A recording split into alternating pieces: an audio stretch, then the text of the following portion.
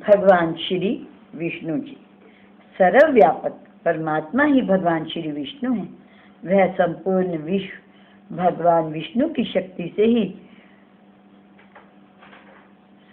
सज्जित है। वे निर्गुण भी हैं और सगुण भी। वे अपने 4 हाथों में क्रमशः शंख, चक्र, गदा और पद्म धारण करते हैं, जो किरीट और कुंडली से विभूषित पीतंबरधारी वनमाला तथा कौस्तुभ मणि को धारण करने वाले सुंदर कमलों के समान नेत्रों वाले भगवान श्री विष्णु का ध्यान करता है, वह भवबंधन से मुक्त हो जाता है। पद्म पुराण के उत्तरखंड में वर्णन है कि भगवान श्री विष्णु जी परमार्थ तत्व हैं।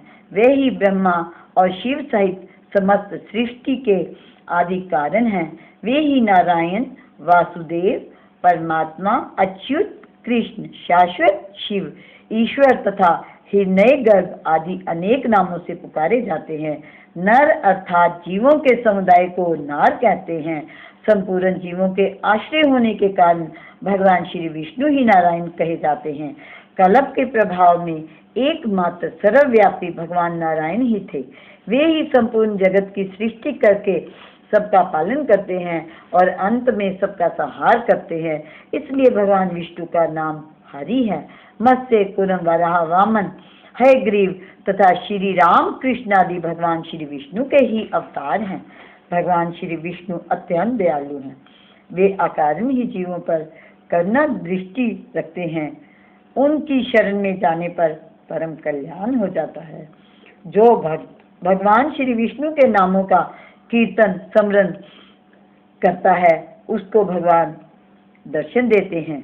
उनके सभी पाप ताप विनिष्ट हो जाते हैं। यद्यपि भगवान विष्णु के अनंत गुण हैं, तथापि उनमें भगत वत्सला सर्व गुण परी है। चारों प्रकार के भक्त जिस भावना से उनकी उपासना करते हैं, वे उनकी उस भावना को परिपूर्ण करते हैं।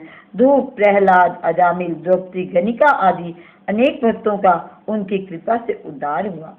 भक्त वत्सल भगवान को भक्तों का कल्याण करने में यदि विलंब हो जाए तो भगवान उसे अपनी भूल मानते हैं और उसके लिए क्षमा याचना करते हैं। धन्य है उनकी भक्त वत्सलता।